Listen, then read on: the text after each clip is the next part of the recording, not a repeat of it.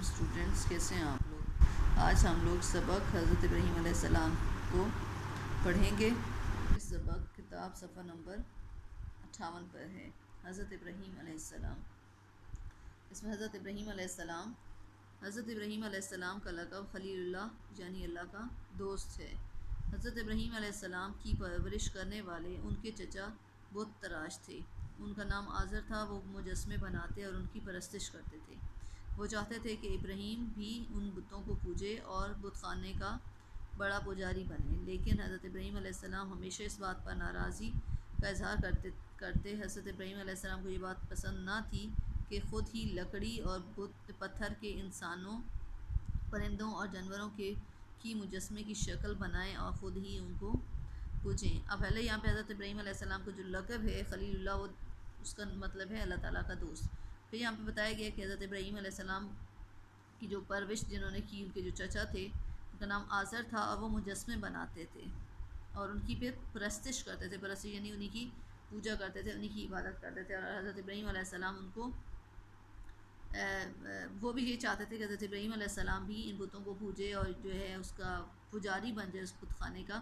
تو لیکن حضرت ابراہیم علیہ السلام ہمیشہ اس چیز سے ناراض ہوتے تھے، اور ان کو یہ بات پسند نہیں تھی کہ خود ہی مجسمے بنائیں اور پھر ان کو مختلف شکلوں میں، انسانوں کی شکلوں میں یا پرندوں اور جانوروں کی شکلوں میں مجسمے بنائے جائیں اور پھر ان کی ہی پوجا کی جائے، یعنی ان کی عبادت کی جائے۔ اور یہی وجہ تھی کہ حضرت ابراہیم علیہ السلام نے اپنے پرورش کرنے والے باپ آزر سے کہا کہ تم بتوں کو خدا بناتے ہو، بے شک میں تم کو اور تمہاری قوم کو کھلی گمراہی میں پاتا ہوں۔ اب یہاں پہ حضرت ابراہیم علیہ السلام نے اپنے جو چچا تھے ان کے آزر، ان کو کہا ہے کہ نے حضرت باپ سے کہا کہ تم بتوں کو بناتے ہو، بے شک میں تم کو اور تمہاری قوم کو کھلی گمراہی میں پاتا ہوں۔ یہاں پہ وہ حضرت ابراہیم علیہ السلام جو ہیں آزر کو کہہ رہے ہیں، جو ان کے چچا تھے، ان کو کہہ رہے ہیں کہ میں تمہیں اور تمہاری جو قوم ہے ان کو میں کھلی گمراہی میں دیکھتا ہوں کہ یہ گمراہ ہیں۔ ٹھیک ہے، پیج نمبر 59 پر ہے۔ حضرت ابراہیم علیہ السلام کو بتوں سے سخت نفرت تھی۔ اس زمانے میں لوگ چاند ستاروں کی پرستش بھی کیا کرتے تھے۔ حضرت ابراہیم علیہ السلام ایک رات اسی سوچ میں تھے کہ انہیں آسمان پر ایک چمکتا ہوا تارا نظر آیا، پھر وہ غائب ہو گیا۔ اسی طرح رات کو چاند اور دن میں سورج نظر آئے، لیکن وہ بھی ڈوب گئے، جس پر حضرت ابراہیم علیہ السلام نے کہا کہ ڈوبنے والے خدا نہیں ہو سکتے اور میں ایسی چیزوں سے بیزار ہوں۔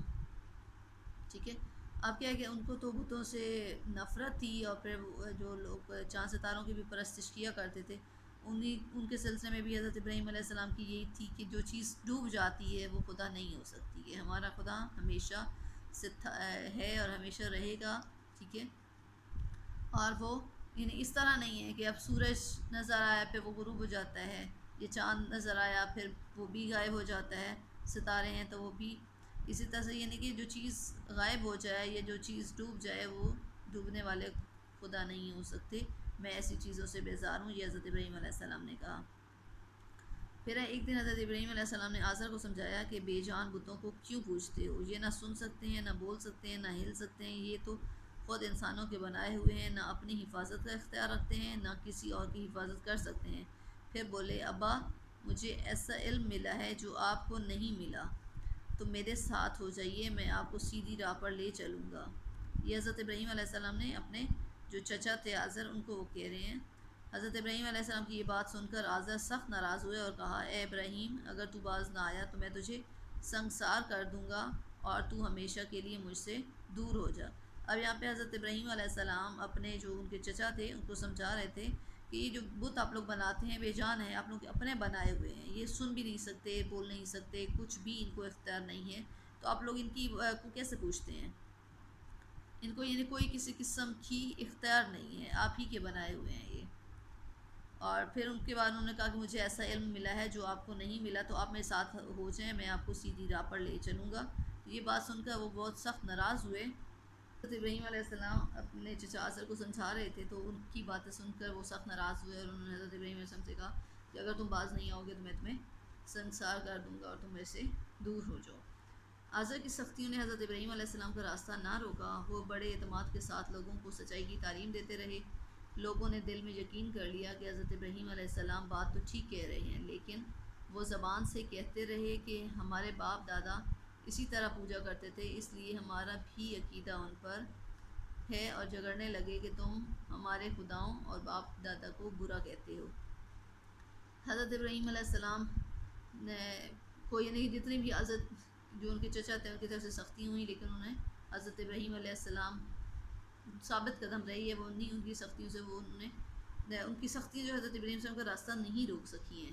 وہ بڑے اعتماد کے ساتھ لوگوں کو جو ہے سچائی کی تعلیم دیتے تھے، اللہ تعالیٰ کی باتیں بتاتے تھے، اور لوگوں نے دل میں یہ یقین کر لیا تھا کہ حضرت ابراہیم علیہ السلام بات ٹھیک کر رہے ہیں، لیکن وہ کیا کہتے تھے کہ ہم نے اپنے باپ دادوں کو اسی طرح سے پوجا کرتے ہوئے دیکھا ہے، تو ہمارا بھی یہ عقیدہ ہے۔ اور پھر وہ جھگڑنے لگے کہ تم ہمارے باپ داداؤں کو یعنی ہمارے جو خدا ہیں ان کو برا بھلا کہتے ہو۔ اور دعوت والا اگلا نیکسٹ ٹاپک ہے ہمارا۔ ایک دن بت پرستوں نے حضرت ابراہیم علیہ السلام کو ترغیب دی اور کہا کہ اچھا تم ایسا کرو کہ ہماری قوم کا جو سالانہ میلہ لگتا ہے وہاں ہمارے ساتھ چل کر ہمارے مذہب کی بہاریں دیکھو۔ دریا کے کنارے بڑا لطف آتا ہے، پھر وہاں سے شام کو بت خانے جا کر پوجا کرتے ہیں، پھر گھروں کو جاتے ہیں۔ میلے کا دن آیا اور حضرت ابراہیم علیہ السلام سے ساتھ چلنے کو کہا گیا، تو آپ طبیعت ٹھیک نہ ہونے کا باعث ٹھیک نہ ہونے کی وجہ سے ساتھ نہ گئے، لیکن سارے بت پرست میلے کے لیے روانہ ہو گئے۔ جب ان کی قوم کے بوڑھے اور کمزور لوگ جو آہستہ آہستہ جا رہے تھے تو حضرت ابراہیم علیہ السلام نے کہا میں تمہارے بتوں سے ایک چال چلوں گا۔ حضرت ابراہیم علیہ السلام کی اس بات کو بت پرستوں نے بھی سن لیا۔ آپ کیا ہے کہ ان کا جو میلہ لگتا تھا سالانہ ان کی جو عبادت کے حوالے سے، تو انہوں نے حضرت ابراہیم علیہ السلام سے کہا کہ تم بھی ہمارے ساتھ چلو اور ہمارے مذہب کو دیکھو کہ کیا یعنی وہاں پہ دریا کے کنارے بہت بڑا یعنی بہت مزہ آتا ہے، اور پھر وہاں سے ہم لوگ شام میں بت خانے جاتے ہیں، پھر وہاں اس کے بعد ہم لوگ گھروں میں جاتے ہیں۔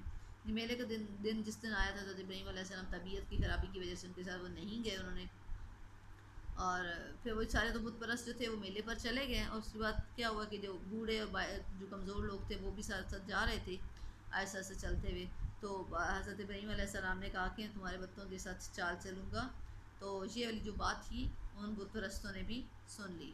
پیج نمبر 60 پہ ہے حضرت ابراہیم علیہ السلام بت شکنی۔ حضرت ابراہیم علیہ السلام نے ایک تیز دھار کلہاڑی اٹھائی اور بت خانے کی طرف چل دیے، اور اندر گھس کر ان بتوں سے پوچھنے لگے کہ تم کھاتے کیوں نہیں، تمہیں کیا ہوا ہے، تم بولتے کیوں نہیں۔ پھر ان بتوں کو مارنا اور توڑنا شروع کر دیا، اور ایک ایک بت کو چکنا چور کر دیا، لیکن جو سب سے بڑا بت تھا اسے نہ توڑا، اور کلہاڑی اس کے کاندھے پر لٹکا کر بت خانے سے واپس آ گئے۔ اب یہاں پہ کیا ہوا کہ حضرت ابراہیم علیہ السلام اس بت خانے میں گئے ہیں، وہاں پہ انہوں نے ان کے پاس کلہاڑی بھی تھی، وہ لے کر اس بت خانے کی طرف چلے گئے، وہاں پہ اس میں جا کے انہوں نے بتوں کو جو ہے ان سے پوچھا کہ تم کیا کھاتے کیوں نہیں ہو، تمہیں کیا ہو گیا، ایسے مختلف سوالات کیے ان بتوں سے، اور پھر انہوں نے جو ہے نا ان کو مارنا شروع کر دیا، ان کو توڑ دیا بتوں کو۔ سارے بتوں کو توڑنے کے بعد حضرت ابراہیم علیہ السلام نے جو سب سے بڑا بت تھا اس کو نہیں توڑا، اور کلہاڑی کو اس کے کاندھے پر رکھ کر وہاں سے واپس آ گئے۔ لوگوں کی واپسی۔ جب قوم کے لوگ شام کو واپس آئے تو دیکھا سارے بت ٹوٹے پڑے ہیں۔ یہ خبر بادشاہ نمرود اور شہر کے امیر لوگوں تک پہنچ گئی۔ سب نے یقین کر لیا کہ یہ حضرت ابراہیم علیہ السلام کا ہی کیا دھرا ہے۔ یعنی جب لوگ واپس آئے انہوں نے دیکھا کہ بت ٹوٹے ہوئے ہیں، تو یہ خبر بادشاہ نمرود اور جو اس ٹائم کے امیر لوگ تھے ان تک پہنچ گئی، تو سب کو یہ یقین تھا کہ یہ کام حضرت ابراہیم علیہ السلام نے ہی بتوں کو توڑنے والا کیا ہے۔